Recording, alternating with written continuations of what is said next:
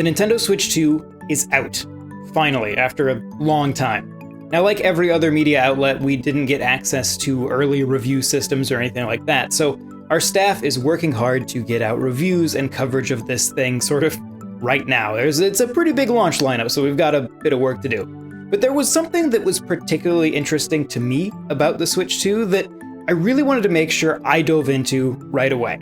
We already know that some Switch 1 games are getting Switch 2 editions. This can just mean super enhanced graphics, or it can mean extra content. There's also free patches for some games that just sort of maybe enhance their frame rate, or enhance the resolution, or maybe they add some features like game share or game chat or something like that. But then the vast majority of Switch games don't have either of these. So my question was, what do you get when you put one of those games into a Switch 2? In particular, what if I put a game that didn't run very well on Switch 1 into a Switch 2? Will it run better? Is there a measurable performance difference between these two platforms, or does the Switch 2 just sort of perfectly replicate the Switch 1? My name's John Reardon, you're watching NWR TV. Let's play some Switch 1 games on a Switch 2. When it comes to backwards compatibility for a game console, there are sort of two ways you can go about it. One way is to create an environment within that console that is as close to replicating the original as possible. And this is what Nintendo has historically done. We saw it on Nintendo DS when you were playing Game Boy Advance games, we saw it on 3DS when you were playing DS games, Wii for GameCube, and Wii U for Wii. This has always been how they've done it, and so the natural assumption I had going into Switch 2 is that that's how they do it here as well. But then once they actually talked about backwards compatibility for the first time, there was something that caught my eye. And that's that there were games that had compatibility issues. And I'm not just talking about the games like, Ring Fit or Labo, where there was some physical constraint to the differences between the actual physical hardware that caused those games to not be compatible. These were games that should work fine, but didn't because of just presumably software bugs. That is a real good indication that we're not just replicating the exact original environment for the Switch 1 games, but rather they might actually be getting access to some of the Switch 2 horsepower, and that could be really interesting.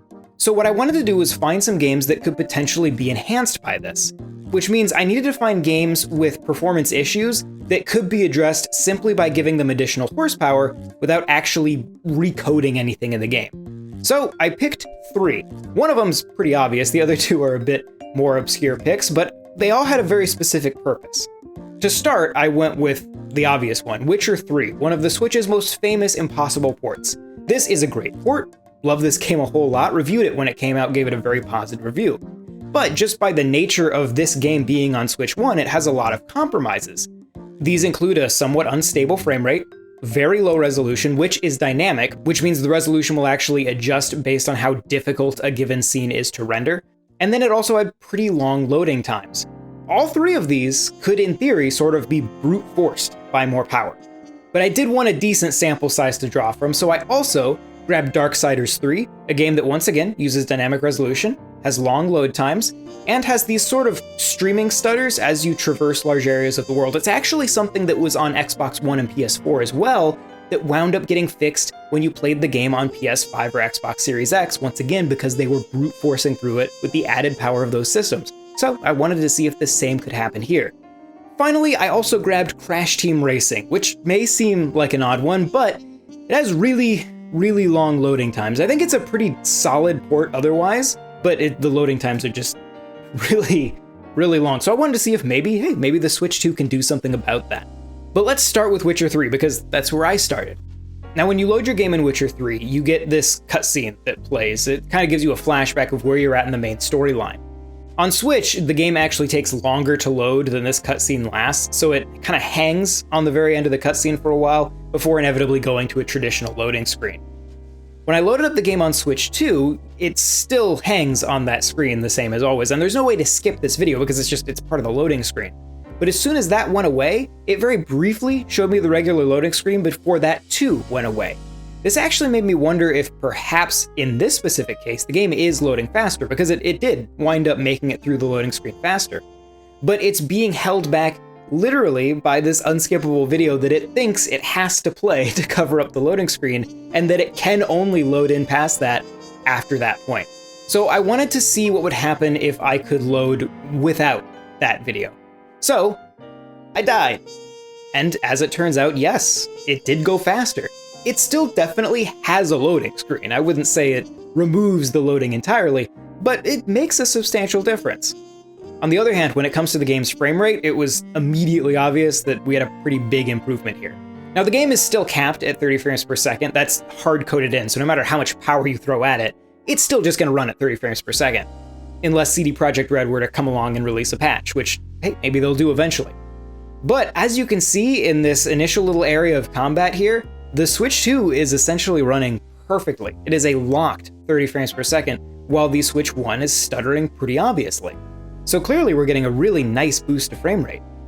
And this held up as we explored towns and wandered around the overworld. Like, this is just universally essentially just running flawlessly now. It'd actually be really interesting to have a patch that uncaps that frame rate to sort of see where the frame rate would actually land, because clearly it's having no trouble now hitting 30. The one other thing we wanted to look at in this was the variable resolution. As you may have noticed if you played this game on Switch before, I actually went in and turned off the anti-aliasing. It's a feature that not many games have, but Witcher 3 does. While it's not necessarily something I would recommend when you're actually playing the game just to play it, I did it so that we could have a really clear look at the pixel edges in this game and get easy counts. Now, it is difficult in a game like this because you have dynamic time of day, and it's really hard to get perfect like-for-like shots. Even in a cutscene where you have perfectly synced up cameras, you may have slightly different weather, which may slightly affect rendering load, which may cause the dynamic resolution to adjust, and, it's just difficult to perfectly line it up.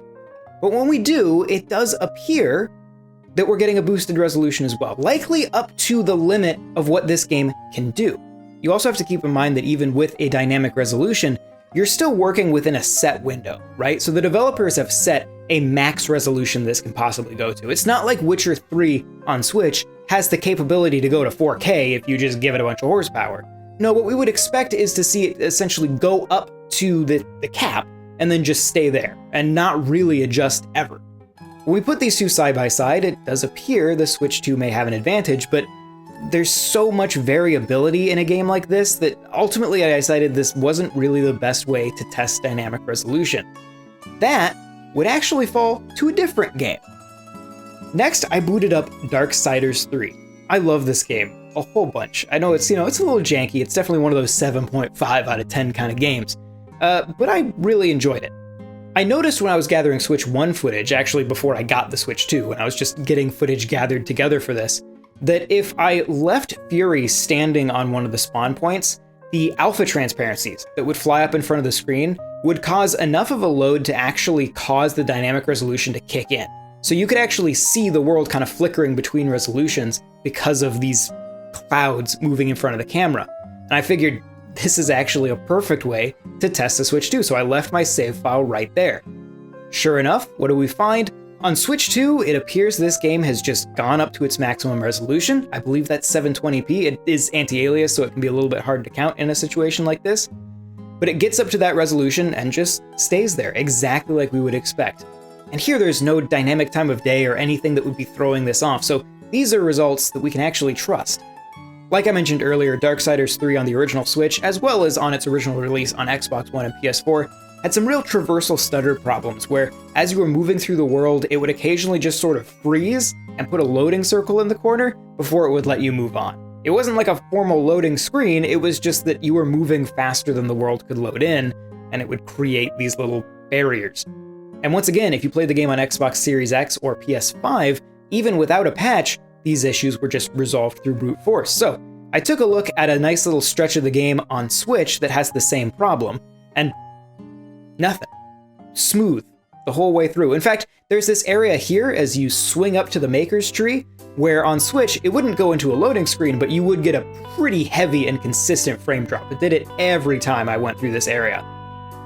And on Switch 2, flawless.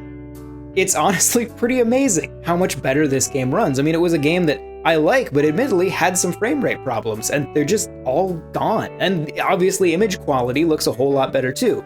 Like Witcher, you're still dealing with a Switch 1 game, so assets, textures and things like that, they're still limited because they were downgraded to work on Switch 1. So it's not like suddenly these games are going to look like PS4 or Xbox One games, but they look significantly better than they did on original hardware in many cases. Finally, let's get back to loading times. I booted up Crash Team Racing, which has just monstrous loading times between every course. And, as it turns out, they're definitely better on Switch too. While these improvements to loading may not be as dramatic as we would like them to be, they're still an improvement. And when coupled with frame rate and resolution, makes a big difference. Back when the Xbox Series X came out, I remember being really excited to put in different Xbox 360, Xbox, and Xbox One games to see just how much better they would run. Like, it was transformative for some of these games. And I'm honestly having a very similar feeling about Switch 2, where I'm now actively looking for games in my library that I remember running poorly, just to see how much they can be improved. Games with unlocked frame rates on Switch 1 are now capable of running at 60 frames per second, potentially locked, and we're already starting to see evidence of this. We are still running through our libraries here, testing games and seeing what's improved, but this first initial round of tests is very encouraging. In fact, I'd love to go back to this in the future and just go through different games and see what has improved without any need for patches. It's just really interesting to me to see, and it sort of breathes new life into some of these Switch games that maybe struggled to run on that hardware. But that is all for me for today. If you enjoyed this video, consider subscribing to Nintendo World Report TV, and if you'd like to chat with us about this or anything else Nintendo related, you can check out our Discord. There is a link in the description down below. Once again, my name's John Raridan. Thank you very much for watching. We'll have more Switch 2 coverage constantly from here on out, and I will see you next time. This video was made possible by our generous supporters on Patreon. Check out patreon.com/NWR for all the details.